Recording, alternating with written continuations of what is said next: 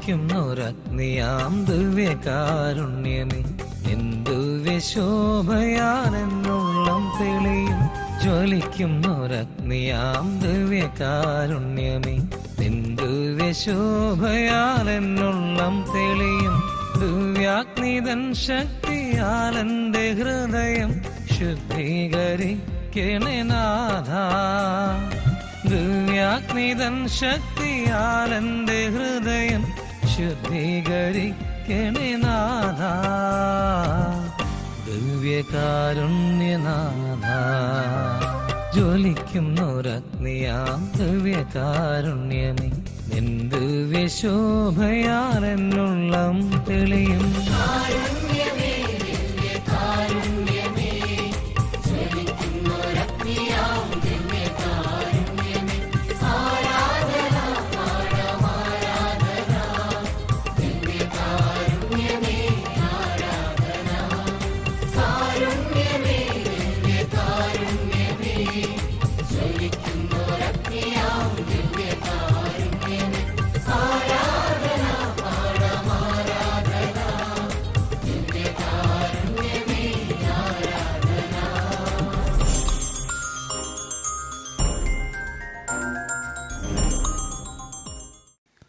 പിതാവിൻ്റെയും പുത്രൻ്റെയും പരിശുദ്ധാത്മാവിൻ്റെയും നാമത്തിൽ ആമേൻ. ദൈവികാനേശ്വര ഏറ്റവും സ്നേഹമുള്ള മാതാപിതാക്കന്മാരെ, സഹോദരി സഹോദരന്മാരെ, വാത്സല്യമുള്ള കുഞ്ഞുങ്ങളെ, മനുഷ്യജീവിതത്തിന് വളർച്ചയനുസരിച്ച് പ്രലോഭനങ്ങളും അതിൻ്റെ സാധ്യതകളും വളർന്ന് വർദ്ധിക്കും. എല്ലാ പ്രലോഭനങ്ങളിലും ഏക ആശ്രയം ദൈവം മാത്രമാണ്. അത് പഴയ നിയമത്തിലുടനീളവും പുതിയ നിയമത്തിലുടനീളവും തിരുവചനം നമ്മെ പഠിപ്പിക്കുന്നുണ്ട്. മറ്റൊരു സഹായവും മനുഷ്യനില്ല ആശ്രയമായി.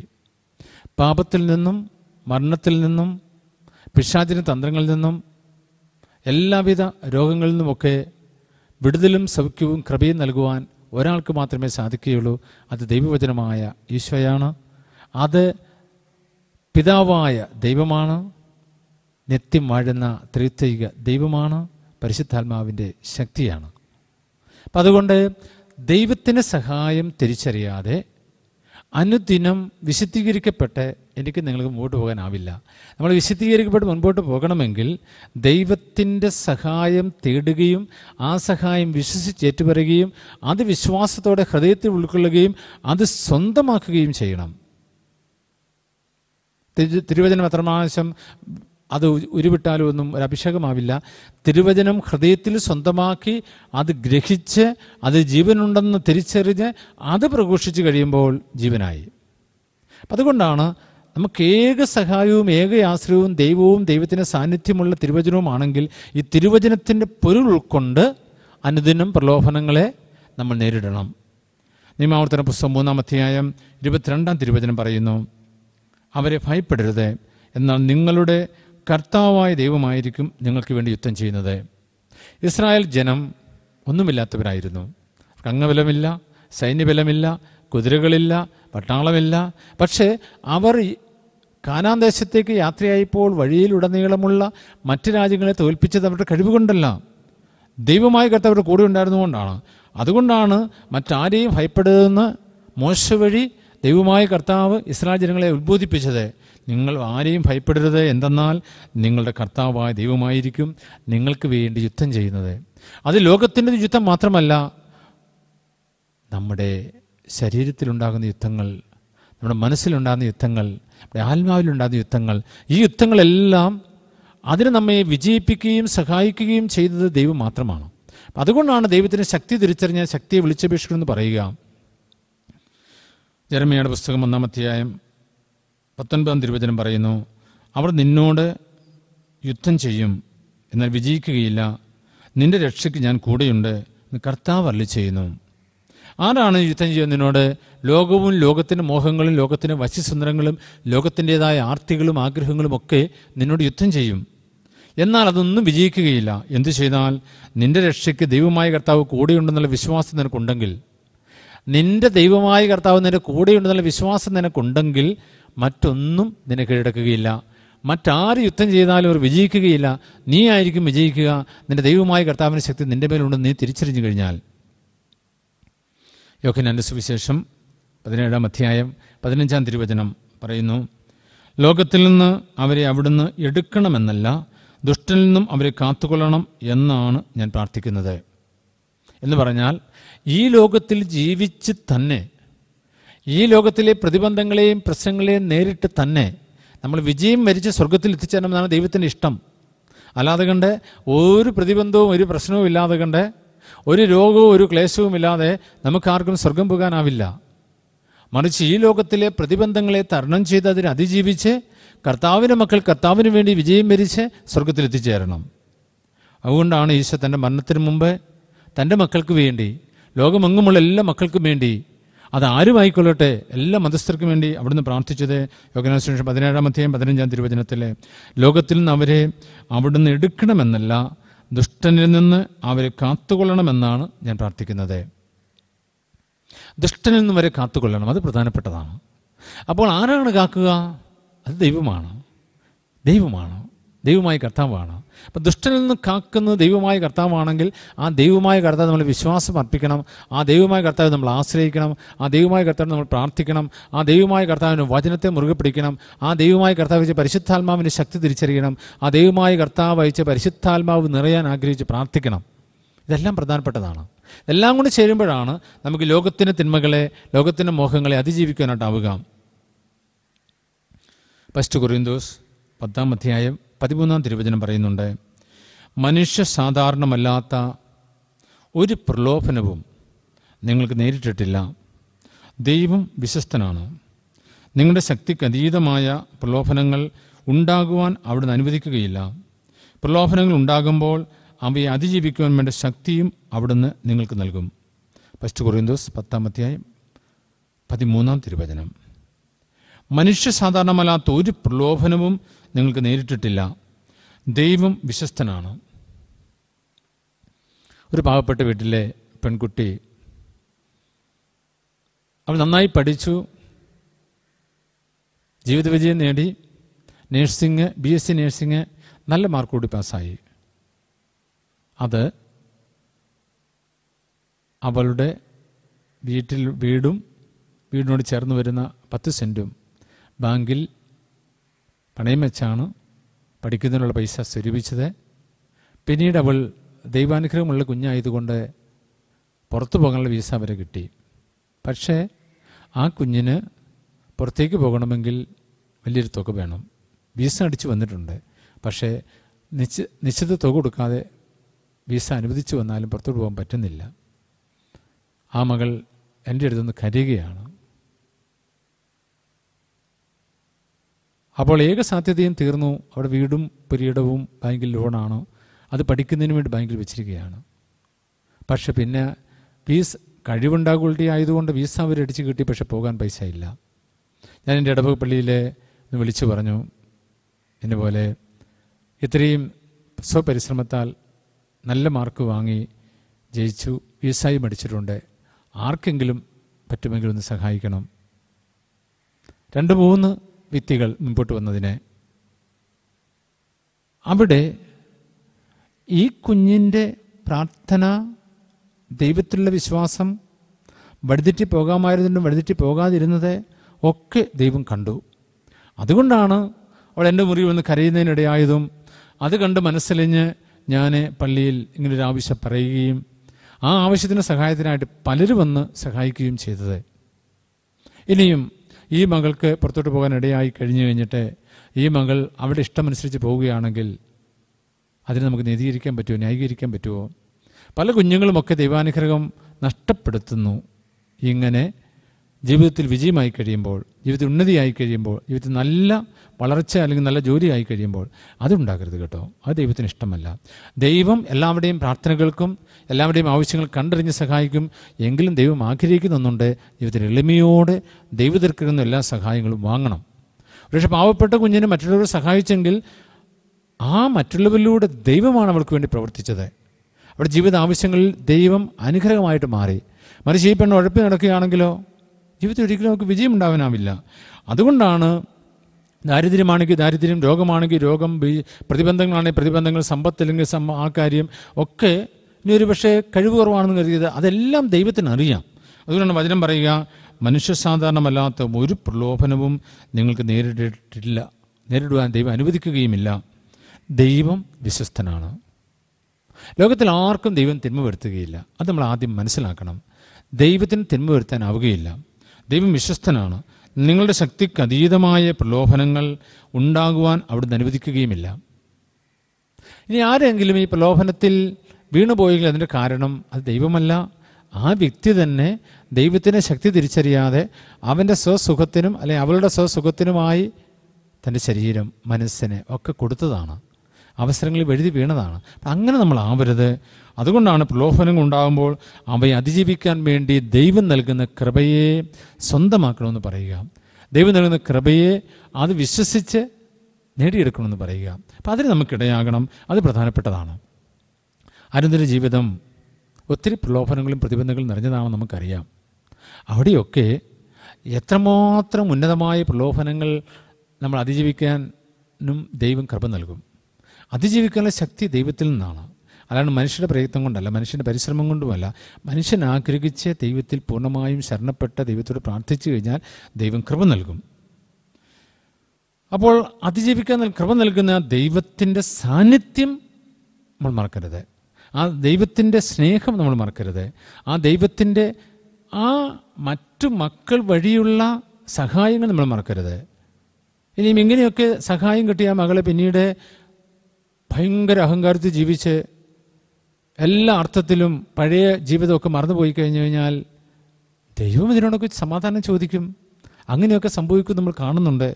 ചില പിള്ളേരെയൊക്കെ അധ്വാനിച്ച് മറ്റുള്ള സഹായത്തിൽ കയറ്റി വിട്ട് കഴിയുമ്പോൾ അവർ നല്ല സമ്പത്തായി കഴിയുമ്പോൾ പിന്നെ അവർ പഴയ കാലമൊക്കെ കൊണ്ട് മറക്കും, ദൈവത്തെയൊക്കെ കൊണ്ട് മറക്കും. പഴയ ഓർമ്മയൊന്നും അവർക്കില്ല. അതൊന്നും ദൈവത്തിന് സ്വീകാര്യമല്ല. അപ്പം അതുകൊണ്ട് നമ്മളെ തന്നെ വിശുദ്ധീകരിക്കണം, നമ്മളെ തന്നെ ക്രമീകരിച്ച് ദൈവത്തിൻ്റെ ഹിതമനുസരിച്ചുള്ള ഒരു ജീവിതം നയിച്ച് മുമ്പോട്ട് പോകണം. 2 തെസ്സലോനി 3-ാം അധ്യായം 3-ാം തിരുവചനം പറയുന്നു, വിശ്വാസം എല്ലാവർക്കുമില്ല, കർത്താവ് വിശ്വസ്തനാണ്, അവിടുന്ന് നിങ്ങളെ ശക്തിപ്പെടുത്തുകയും ദുഷ്ടനിൽ നിന്ന് കാത്തുകൊള്ളുകയും ചെയ്യും. ഇവിടെ ദൈവം നമ്മളോട് പറയുന്നൊരു കാര്യമുണ്ട്. വിശ്വാസം ദൈവത്തിന് ദാനമാണെങ്കിലും ആ വിശ്വാസം എല്ലാവർക്കുമില്ല. അപ്പം അതുകൊണ്ട് ഈ തിരുവചനം കേൾക്കുന്ന ഏതെങ്കിലും മക്കൾക്ക് വിശ്വാസത്തിന് കുറവുണ്ടെങ്കിൽ അവർ വിശ്വാസം ദാനമായി തരുന്ന ദൈവത്തോട് ആഴമായി ബോധ്യത്തോടെ പ്രാർത്ഥിക്കണം, അഗാധമായ നെടുവീർപ്പോടെ പ്രാർത്ഥിക്കണം. നമുക്കറിയാം, വിശ്വാസം നഷ്ടപ്പെട്ടു കഴിഞ്ഞാൽ പിന്നെ ജീവിതത്തിൽ ഒന്നും നേടിയെടുക്കാനാവില്ല, എല്ലാം പരാജയമായിരിക്കും. അപ്പം വിശ്വാസം ഏതെങ്കിലും തരത്തിൽ നഷ്ടപ്പെടുന്നവരുണ്ടെങ്കിൽ അവർ തിരിച്ച് ദൈവത്തിൻ്റെ കൃപയാൽ ആ വിശ്വാസം ആർജിച്ചെടുക്കണം, സ്വന്തമാക്കണം. ഒരു പരിധിവരെ ബുദ്ധിയുടെ തലത്തിൽ നിന്ന് ചിന്തിക്കുമ്പോഴാണ് നമ്മുടെ വിശ്വാസം നഷ്ടപ്പെടുക. ബുദ്ധിയുടെ തലത്തിൽ നിന്ന് ചിന്തിച്ചാൽ ഒരിക്കലും ദൈവത്തെ കണ്ടെത്തുവാനോ ദൈവത്തെ അനുഭവിക്കാനോ ആവില്ല. കാരണം ദൈവം കുഞ്ഞുങ്ങൾക്കാണ് തൻ്റെ ജ്ഞാനം വെളിപ്പെടുത്തി കൊടുക്കുക. ദൈവം കുഞ്ഞുങ്ങളുടെ ഹൃദയമുള്ളവർക്ക് മാത്രമേ തൻ്റെ സാന്നിധ്യവും ആ സാന്നിധ്യം വഴിയുള്ള സ്നേഹവും നൽകുകയുള്ളൂ. അതുകൊണ്ട് നമ്മൾ ദൈവത്തിൻ്റെ സന്നിധിയിൽ എളിമയോടെ വ്യാപരിക്കുവാൻ ഇടയായെങ്കിൽ മാത്രമേ ദൈവസഹായം നമുക്ക് സ്വന്തമാവുകയുള്ളൂ. എബ്രായർക്കുള്ള ലേഖനം 2-ാം അധ്യായം 18-ാം തിരുവചനം പറയുകയാണ്, അവൻ പീഡ സഹിക്കുകയും പരീക്ഷിക്കപ്പെടുകയും ചെയ്തതുകൊണ്ട് പരീക്ഷിക്കപ്പെടുന്നവരെ സഹായിക്കുവാൻ അവന് സാധിക്കുമല്ലോ. അതായത് ഈശോ മനുഷ്യരക്ഷ സാധിച്ചത് ഒരു കഷ്ടപ്പാടും കൂടാതെയല്ല, ദൈവത്വത്തിനെ മുറുകെ പിടിക്കാതെ, പിതാവുമായിട്ടുള്ള ആ അവസ്ഥ, ദൈവവുമായി ഒന്നുചേർന്നുള്ള അവസ്ഥ മുറുകെ പിടിക്കാണ്ട് കാര്യമായി പരിഗണിക്കാതെ അവിടുന്ന് മനുഷ്യനായി അവതരിച്ചു. നമുക്ക് വേണ്ടി, നമ്മുടെ പാവങ്ങൾക്ക് വേണ്ടി, നമ്മുടെ കുറവുകൾക്ക് വേണ്ടി, നമ്മൾ അഭിമുഖീകരിക്കുന്ന പ്രലോഭനങ്ങൾക്കും പ്രതിബന്ധങ്ങൾക്കും പ്രശ്നങ്ങൾക്കും രോഗങ്ങൾക്കും പൈശാചിക തന്ത്രങ്ങൾക്കും വേണ്ടി ആ ദൈവത്തിൻ്റെ പുത്രൻ പീഡ സഹിക്കുകയും പരീക്ഷിക്കപ്പെടുകയും ചെയ്തു. കുരിശിൽ കിടന്നുകൊണ്ട് പോലും പരിഹസിച്ചില്ലേ? നീ എല്ലാവരും രക്ഷിച്ചല്ലോ, നീ ദൈവത്തിന് പുത്രനാണ്, ഇറങ്ങി വാ, താഴോട്ടിറങ്ങി വാ. ഈശോയ്ക്ക് വേണമെങ്കിൽ ദൈവത്തിന് അധികാരം ഉപയോഗിച്ച് അവിടെ നിന്ന് ഇറങ്ങി വരാൻ പറ്റുന്നത്, ഇറങ്ങി വന്നില്ല. കാരണം അവിടുന്ന് അത് സന്തോഷത്തോടെ ദൈവതൃക്കരങ്ങളിൽ, പിതാവിൻ്റെ തൃക്കരങ്ങളിൽ നിന്ന് സ്വീകരിച്ചു. കാരണം മനുഷ്യനായ നമുക്കും ഇതുപോലെ പ്രലോഭനങ്ങളൊക്കെ ഉണ്ടാകുമ്പോൾ അതിനെ അതിജീവിക്കുവാൻ ഒരു മാതൃക നൽകുന്നതിന് വേണ്ടിയിട്ടാണ്, അതിനെ അതിജീവിക്കുവാൻ നമുക്കൊരു ദൃക്സാക്ഷ്യമാകുന്നതിന് വേണ്ടിയിട്ടാണ്. അല്ലാതെ കണ്ട് ദൈവത്തിന് സാധ്യമല്ലാഞ്ഞിട്ടല്ല, ദൈവത്തിന് പുത്രത്തിന് കഴിവില്ലാഞ്ഞിട്ടല്ല ഇറങ്ങി വരാൻ പറഞ്ഞപ്പോൾ ഇറങ്ങി വരാതിരുന്നത്. മനുഷ്യരക്ഷ സാധ്യതമാകുവാൻ പിതാവിൻ്റെ ഹിതമനുസരിച്ച് പുത്രനായ ക്രിസ്തു അങ്ങനെ സഹിക്കണമായിരുന്നു, പരീക്ഷിക്കപ്പെടണമായിരുന്നു. പലരും നിന്ദിച്ചില്ലേ? ആ നിന്ദനത്തിനനുസരിച്ചൊന്നും ദൈവത്തിന് പുത്രനൊന്നും ചെയ്തില്ലല്ലോ. നീ ദൈവപുത്രനല്ലേ, നിനക്ക് അപ്പം ഉണ്ടാക്കാൻ പറ്റും എന്ന് പിശാച് പറഞ്ഞപ്പോഴും സ്വന്തം ആവശ്യത്തിന് വേണ്ടി ഈശോ അപ്പം വർദ്ധിപ്പിച്ചില്ലല്ലോ. എന്നാൽ മനുഷ്യൻ്റെ ആവശ്യത്തിന് വേണ്ടി ഈശോ അത്ഭുതങ്ങൾ പ്രവർത്തിക്കുകയും ചെയ്തു. അതാണല്ലോ 5 അപ്പം 5000 വരെ തൃപ്തരാക്കിയത്. അവർ കുറേ മണിക്കൂറുകൾ ദൈവസന്നിധിയിൽ വചനം കേട്ടിരുന്നപ്പോൾ ആ ജനത്തോട് ദൈവത്തിൻ്റെ പുത്രൻ അനുകമ്പ തോന്നിയത് കൊണ്ടാണ് അത്രയും മണിക്കൂർ കഷ്ടപ്പെട്ട് ദൈവത്തിൻ്റെ വചനം ശ്രവിക്കാൻ വന്നിരുന്ന മക്കളുടെ അറിവ് തോന്നി ഞങ്ങളുടെ കയ്യിൽ എന്തുണ്ടെന്ന് ചോദിച്ചിട്ട് 5 അപ്പം അതെടുത്ത് അത് വാഴ്ത്തി വിഭജിച്ച് അവിടെ കൂടിയിരുന്ന 5000-ലധികം പുരുഷന്മാരിൽ സന്നിഹിതരായിരുന്ന ആ ജനാധിപതിക്ക് നൽകി. അത് ഈശോ മറ്റുള്ളവരുടെ ആവശ്യങ്ങൾ കണ്ടറിഞ്ഞ് നൽകുന്നതുകൊണ്ടാണ്. പക്ഷേ ഈശോയുടെ ഒരാവശ്യത്തിനും ഈശോ അത്ഭുതങ്ങൾ ചെയ്യുന്നുമില്ല. അതുകൊണ്ടാണ് അവൻ പീഡ സഹിക്കുകയും പരീക്ഷിക്കപ്പെടുകയും ചെയ്തതുകൊണ്ട് പരീക്ഷിക്കപ്പെടുന്നവരെ സഹായിക്കുവാൻ അവന് സാധിക്കും. അല്ലാതെ കണ്ട് ഇതൊന്നും അനുഷ്ഠിക്കാതെ അല്ല ഈശോ രക്ഷ സാധിച്ചെടുത്തത്.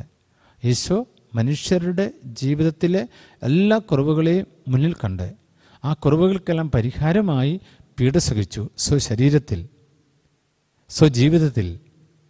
അങ്ങനെ ഈശോ സഹിച്ച രക്ഷയുടെ ഫലമാണ് ഇന്ന് നമ്മൾ ഈ തിരുവചനം വഴി, ഈ വചനപ്രഘോഷണം വഴി സ്വന്തമാക്കുക. ഈ വചനമൊക്കെ വിശ്വാസത്തോടെ പ്രാർത്ഥിച്ചു കഴിഞ്ഞാൽ നമ്മളിൽ രൂഢമൂലമായിരിക്കുന്ന തിന്മയുടെ വേരുകൾ, പ്രലോഭനങ്ങളുടെ വേരുകൾ, അതിനുള്ള സാധ്യതകൾ ഒക്കെ വിട്ടുപോകും. അതുകൊണ്ടാണ് ഈശോ പീഡ സഹിക്കുകയും പരീക്ഷിക്കപ്പെടുകയും ചെയ്തതുകൊണ്ട് പരീക്ഷിക്കപ്പെടുന്നവരെ സഹായിക്കുവാൻ ഈശോയ്ക്ക് സാധിക്കും. നമ്മൾ എന്ത് ചെയ്യണം? വിശ്വാസത്തോടെ ഈശോയെ വിളിച്ചപേക്ഷിക്കണം, വിശ്വാസത്തോടെ ഈശോയുടെ സഹായം തേടണം, വിശ്വാസത്തോടെ ഈശോയെ കാണണം, വിശ്വാസത്തോടെ ഈശോയുടെ വചനത്തിൽ വിശ്വസിക്കണം, വിശ്വാസത്തോടെ ഈശോ അയച്ച പരിശുദ്ധാത്മാവിൻ്റെ സഹായം തേടണം. വിശ്വാസത്തോടെ നമ്മൾ അവൻ്റെ പക്കൽ എളിമയോടെ അണയണം. അപ്പോൾ ഇതുണ്ടാകും. ഇങ്ങനെയൊക്കെ അതിജീവിച്ച് ഈശോ ആ ശക്തിയാൽ, ദൈവിക ശക്തിയാൽ നമ്മളെ എല്ലാ തിന്മകളിൽ നിന്നും അതിജീവിക്കാനുള്ള കൃപ നൽകി ഉയർത്തും. ഹെബ്രായർക്കുള്ള ലേഖനം 4-ാം അധ്യായം 15-16 തിരുവചനം പറയുന്നു, നമ്മുടെ ബലഹീനതകളിൽ നമ്മോടൊത്ത് സഹതപിക്കുവാൻ കഴിയാത്ത ഒരു പ്രധാന പുരോഹിതനല്ല നമുക്കുള്ളത്. പിന്നെയോ ഒരിക്കലും പാപം ചെയ്തിട്ടില്ലെങ്കിലും എല്ലാ കാര്യങ്ങളിലും നമ്മെപ്പോലെ തന്നെ പരീക്ഷിക്കപ്പെട്ടവനാണവൻ. അതിനാൽ വേണ്ട സമയത്ത് കരുണയും കൃപാവരവും ലഭിക്കുന്നതിനായി നമുക്ക് പ്രത്യാശയോടെ കൃപാവരത്തിൻ്റെ സിംഹാസനത്തെ സമീപിക്കാം. അപ്പം നമ്മുടെ മനുഷ്യജീവിതത്തിൽ എന്ത് ബലഹീനതകൾ നമുക്കുണ്ടായാലും ആ ബലഹീനതകളെല്ലാം ഈശോ മുൻകൂട്ടി കണ്ട് അതിനെല്ലാം പരിഹാരം ചെയ്തിട്ടുണ്ട്. അതുകൊണ്ടാണ് നമ്മൾ ഭയപ്പെടരുത്, പേടിച്ചു പോകരുത്, പിശാചിന് അടിമപ്പെടുന്നതൊക്കെ പറയുക. ദൈവം ഇതിനൊക്കെ പരിഹാരം ചെയ്തിട്ടുണ്ടെങ്കിൽ, ദൈവപുത്രൻ സ്വശരീരത്തിൽ അതിന് വില നൽകിയിട്ടുണ്ടെങ്കിൽ അതിൻ്റെ ഫലം നമ്മൾ സ്വന്തമാക്കുകയാണ് ഓരോ ദിവസവും. അത് പരിശുദ്ധ കുർബാനയുടെ ശക്തിയാണ്, അത് ദിവ്യകാലത്തിൻ്റെ ശക്തിയാണ്, അത് ദൈവത്തിൻ്റെ സ്നേഹത്തിൻ്റെ അനുഗ്രഹമാണ്. അപ്പം അതുകൊണ്ട് നമുക്ക് വേണ്ട സമയത്ത് കരുണയും കൃപാവരവും ലഭിക്കുന്നതിനായി നമ്മൾ എന്ത് ചെയ്യണം? പ്രത്യാശയുടെ കൃപാവരത്തിന് സിംഹാസനത്തെ സമീപിക്കണം. എന്താണ് ഈ കൃപാവരം, അതിൻ്റെ സിംഹാസനവുമൊക്കെ? അത് പരിശുദ്ധ കുർബാനയാണ്. അത് ഓരോ ഇടവപ്പള്ളിയിലും ആ ഇടവക ജനങ്ങൾക്ക് വേണ്ടി, ലോകം മുഴുവനും വേണ്ടിയും എല്ലാ ദിവസവും ബലിയർപ്പിക്കുന്നില്ലേ? ഈശോ അർപ്പിച്ച അതേ ബലി തന്നെ. അപ്പോൾ ആ ബലിയിൽ പങ്കുചേർന്ന് ആ ബലിയിൽ ഭാഗഭാഗിത്വം നൽകിക്കൊണ്ട് നമ്മൾ ആ കൃപാവരം നേടിയെടുക്കണം. നമുക്കറിയാം, ദൈവത്തിൻ്റെ മക്കൾക്ക്, ദൈവത്തിൻ്റെ സഭയിലുള്ള മക്കൾക്ക് പരിശുദ്ധ കുർബാന ഇല്ലാതെ കണ്ടൊരു കൃപാവരം കിട്ടില്ല. പരിശുദ്ധ കുർബാനയെ സംഭവിക്കാതെ, സമ്മതിക്കാതെ, അതിലായിരിക്കാതെ ഒരിക്കലും നന്മയിൽ മുന്നോട്ട് പോകാനാവില്ല. ഒരിക്കലും മറ്റൊരു തരത്തിലുള്ള മറ്റു മാർഗങ്ങളില്ല. ഏക മാർഗം പരിശുദ്ധ കുർബാനയാണ്. അപ്പം പരിശുദ്ധ കുർബാനയിലെ കൃപാവരത്തിൽ, ആ പരിശുദ്ധ കുർബാനയുടെ സാന്നിധ്യത്തിൽ വിശ്വസിച്ച് ആശ്രയിച്ച് നമുക്ക് ദീപികാനീശ്വരൻ തന്നെ പ്രാർത്ഥിക്കാം. എല്ലാ പ്രലോഭനങ്ങളെയും പ്രതിബന്ധങ്ങളെയും അതിജീവിക്കുവാൻ സ്വശരീരത്തിൽ മരണം വഹിച്ച ദീപികാരൻ ഈശോയെ, ഇന്ന് ആ കൃപാവരത്തിൻ്റെ അനുഗ്രഹം ഞങ്ങൾ സ്വന്തമാക്കുക. ഞങ്ങളുടെ ദേവാലയത്തിൽ അർപ്പിക്കപ്പെടുന്ന പരിശുദ്ധ കുർബാനയിലാണല്ലോ. പരിശുദ്ധ കുർബാനയിലൂടെ ലോകത്തിലെ തിന്മകളെ അതിജീവിക്കാനുള്ള കൃപാവരം ദാനമായി അങ്ങ് നൽകുന്നുണ്ടല്ലോ. അത് സ്വന്തമായി സ്വീകരിച്ച് ഞങ്ങൾ ദൈവത്തിന് ഇഷ്ടപ്പെട്ട മകനും മകളുമായി തീരുവാൻ ദൈവികാരണമേ ഞങ്ങളെ ആശീർവദിക്കുക, അനുഗ്രഹിക്കുക, ഞങ്ങളെ സ്വന്തമാക്കുക. നമ്മുടെ കർത്താവ് യേശു മിശിഹായുടെ കൃപയും പിതാവായ ദൈവത്തിൻ്റെ സ്നേഹവും പരിശുദ്ധാത്മാവിൻ്റെ സഹവാസവും നമ്മെല്ലാവരോടും കൂടി ഉണ്ടായിരിക്കട്ടെ, ഇപ്പോഴും എപ്പോഴും എന്നേക്കും. ആമേൻ. ആരാധിക്കുന്നേ, ഞങ്ങൾ ആരാധിക്കുന്നേ, ആത്മനാഥനേശുവിനെ ആരാധിക്കുന്നേ. ആരാധിക്കുന്നേ, ഞങ്ങൾ ആരാധിക്കുന്നേ, ആത്മാവിലും സത്യത്തിലും ആരാധിക്കുന്നേ. ഹല്ലേലൂയ ഹല്ലേലൂയ ഗീതം പാടിടാം, ഹല്ലേലൂയ ഗീതം പാടി ആരാധിച്ചിടാം. ആരാധിക്കുന്നേ, ഞങ്ങൾ ആരാധിക്കുന്നേ, ആത്മനാഥനേശുവിനെ ആരാധിക്കുന്നേ. ആരാധിക്കുന്നേ, ഞങ്ങൾ ആരാധിക്കുന്നേ, ആത്മാവിലും സത്യത്തിലും ആരാധിക്കുന്നേ. ഓ ദീപികാനേശ്വയെ, അനുദിന ജീവിതത്തിൽ ഉണ്ടാകുന്ന പ്രലോഭനങ്ങളെയും പ്രതിബന്ധങ്ങളെയും തരണം ചെയ്യുന്നതിന് ഞങ്ങളാരും അധ്വാനിക്കേണ്ട. പ്രാർത്ഥിച്ചാൽ ദൈവം തന്നെ അതിൽ ഇടപെട്ട് നമുക്ക് ആവശ്യമായതെല്ലാം നൽകുമല്ലോ. പഴയ നിയമത്തിലുടനീളം ഞങ്ങളിത് കാണുന്നുണ്ട്. ഇസ്രായേൽക്കാരുടെ ശക്തിയല്ല വിജയം വരിച്ചത്, മറിച്ച് ദൈവമാണ് അവർക്ക് വേണ്ടി യുദ്ധം ചെയ്തത്.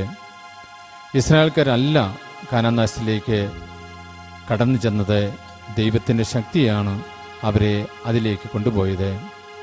അതുകൊണ്ട് ദീപികാനേശ്വയെ ഞങ്ങൾ മനസ്സിലാക്കുന്നു, ഇന്നും ഞങ്ങളുടെ ജീവിത വിജയം എന്നുള്ളത് ഞങ്ങളുടെ പരിശ്രമമുണ്ട് എങ്കിലും അങ്ങയുടെ സഹായമാണ്. അങ്ങാണ് ഞങ്ങൾക്ക് വേണ്ടി ഈ ലോകത്തോട് പടപൊരുതുക. അങ്ങാണ് പിശാചിനെ കീഴ്പ്പെടുത്തിയ ആൾ. അങ്ങാണ് പിശാചിൻ്റെ തന്ത്രങ്ങളെ തകർക്കുവാൻ അധികാരമുള്ള ഏക ശക്തി.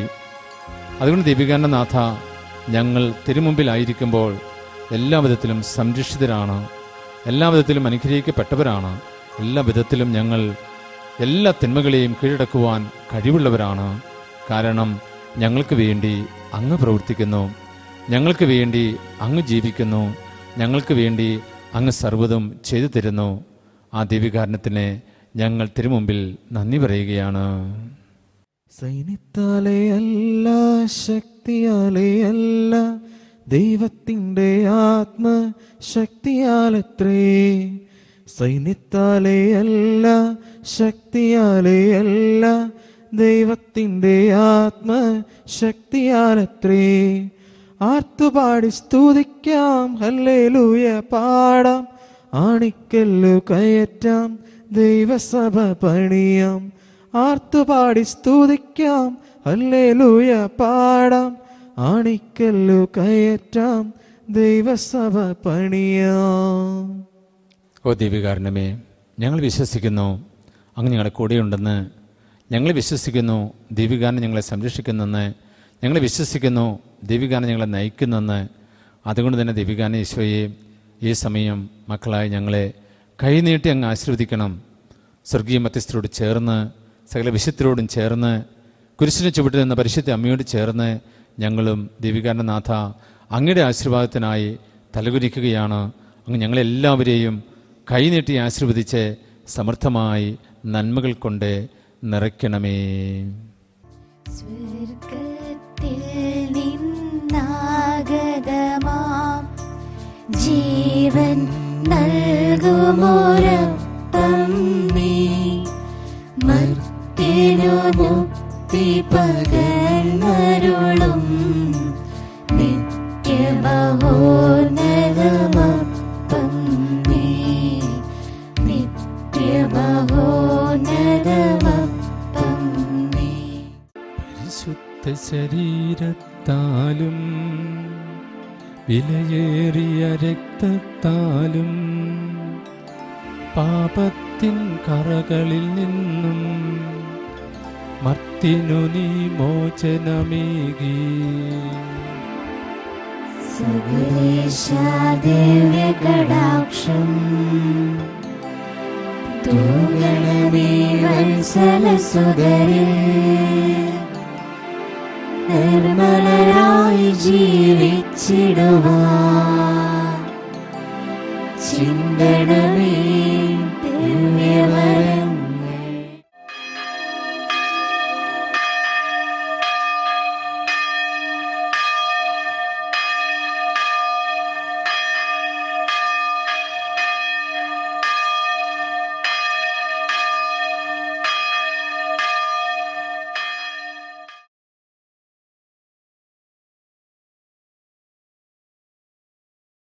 സ്വർഗീയ പാതയമായ നഗരാരിൽ തിരുവോസ്തിയായി വന്നു നീ. സ്വർഗീയ പാതയമായ നഗരാരിൽ തിരുവോസ്തിയായി വന്നു നീ.